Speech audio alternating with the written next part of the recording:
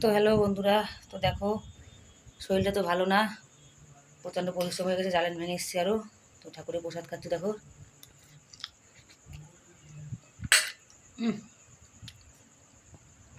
আগে রান্না করছিলাম ঠাকুরের প্রসাদ সিমই সিমই রান্না করেছিলাম, যে সিমই বানিয়েছি ঠাকুরের প্রসাদ দেখো। তো এখন প্রচুর কাজ রয়েছে আমার, তারপর কলা রয়েছে দুটো খাওয়ার জন্য আমার, এই জন্য কাজ রয়েছে। প্রচণ্ড গরম লাগছে, হাওয়ায় বসে আছি। এখন থালা বাসন দেবো, কমসে কম অনেক থালা বাসন। কাল থেকে বাচ্চা কাছে স্কুল খুলে যাবে আবার, তো জ্বালানি ভেঙে গেছে, রান্না করতে লেট হয়ে গেছে।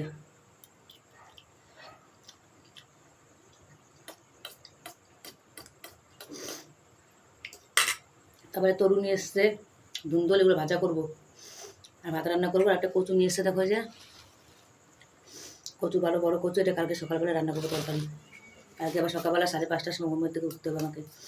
বাচ্চাদের 7:30টার সময় স্কুল, টিফিন তৈরি করতে হবে, রান্না করতে হবে খাওয়ার জন্য ওদের।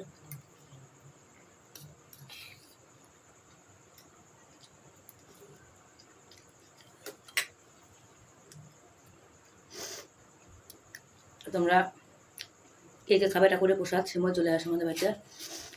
আমরা কোনো সময় সিমই দিই, কোনো সময় ক্ষীর দিই, কোনো সময় হালুয়া দিই, কোনো সময় ফল দিই, দই চিড়ে দিই, দুধ চিড়ে দিই।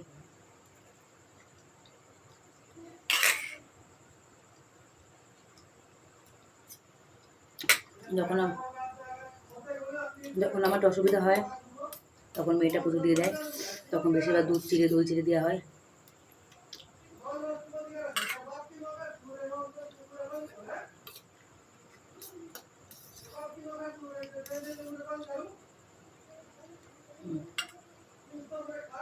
শান্তি হয়েছে প্রসাদটা খেয়ে। ওখানে করে ভাত আছে, ছেলেটা করেছে নমকিন চাল খাবে, ওকে নমকিন চাল বানিয়ে দেবো। আমি ওদের একটু খাবো গরম গরম নমকিন চাল। আর ভাত আর তরু ভাজা করছি তোমার দাদাভাইয়ের জন্য, যেটাই খাবে। কড়াই রয়েছে, তারপরে এই থালা বাসন পরপরে একটা ধুয়ে এসেছি, সব আমাকে ধুতে হবে।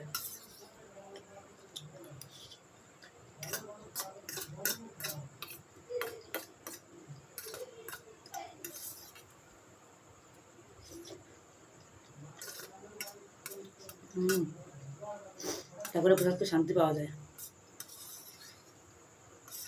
যাই খাই না কেন।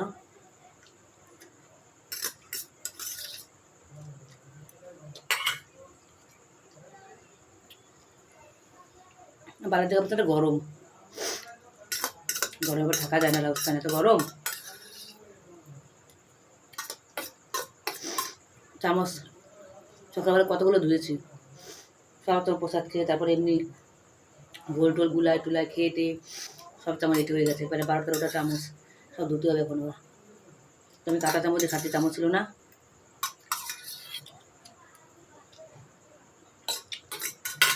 টাটা, সাপোর্ট করবে, ঠিক আছে, টাটা।